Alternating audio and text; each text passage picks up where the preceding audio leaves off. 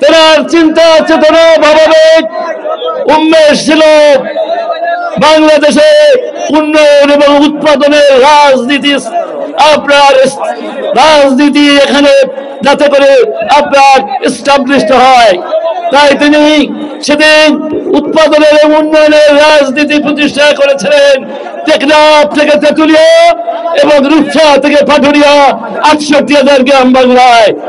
তাই তারই সুযোগ্য উত্তর শুনি আমাদের প্রিয় নেত্রী বাংলাদেশ জাতীয়তাবাদী দলের চেয়ারপারসন, সাবেক ৩ বারের প্রধানমন্ত্রী বেগম খালেদা জিয়া, তিনিও তেমনি ভাবে তিনি এই উৎপাদনের উন্নয়নের রাজনীতি করে সারা বিশ্বকে দেখে দিয়ে গেছে বাংলাদেশি মানুষ তারা স্বয়ং সম্পূর্ণ দেশ, স্বয়ং সম্পূর্ণ।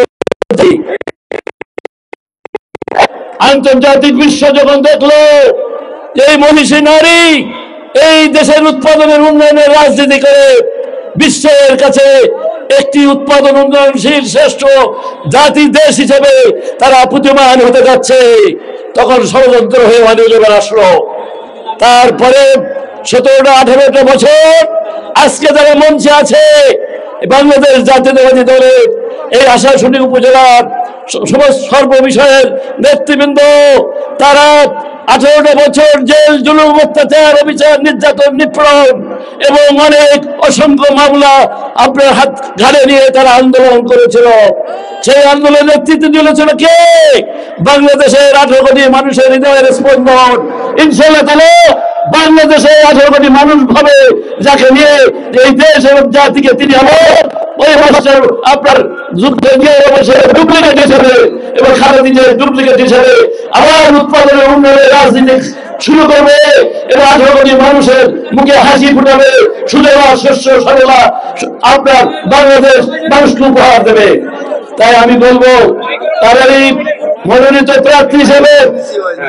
প্রার্থী হিসেবে আমি আশাশুনিবাসীকে এই কথা দিতে চাই। সেই কথা হলো, আমি যদি ইনশাআল্লাহ তাআলা নির্বাচিত হতে পারি, আমাকে যে বলা হয় উন্নয়নের রূপকে, আমি সর্বপ্রথম এই আশাশুনিতে ইকোনমিক জোন প্রতিষ্ঠা করব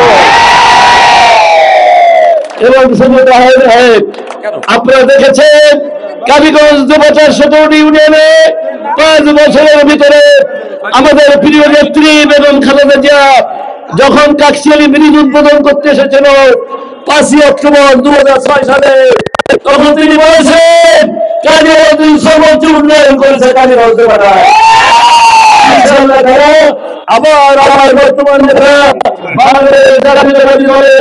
আপনার ভারপ্রাপ্ত চেয়ারম্যান আগামী দিনে আমাদের স্বপ্ন যারাকে নিয়ে আমাদের জামাত ইসলাম বাংলাদেশে আমির বলেছেন যে জুলাই আগস্টে গণ অভ্যুত্থানের মাস্টার মাইন্ড তারেক রহমান সাহেব যে ৩১ দফা প্রণয়ন করেছে রাষ্ট্রীয় কাঠামো মেরামতের জন্য, তার ভিতরে সমস্ত কিছু এই বাংলাদেশের 18 কোটি মানুষের সর্বশ্রেণীর মানুষের সেই জন্য সবকিছু তিনি উপস্থাপন করেছেন।